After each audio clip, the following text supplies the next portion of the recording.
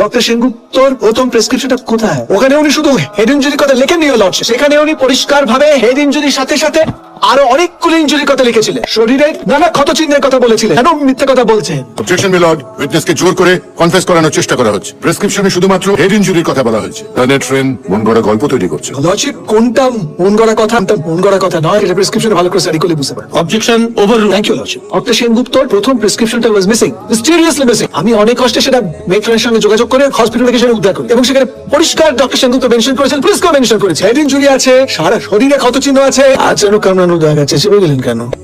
পয়সা কে দিল মিথ্যে কথা বলার জন্য? অ্যাকিউজড রক্তিম সান্যাল।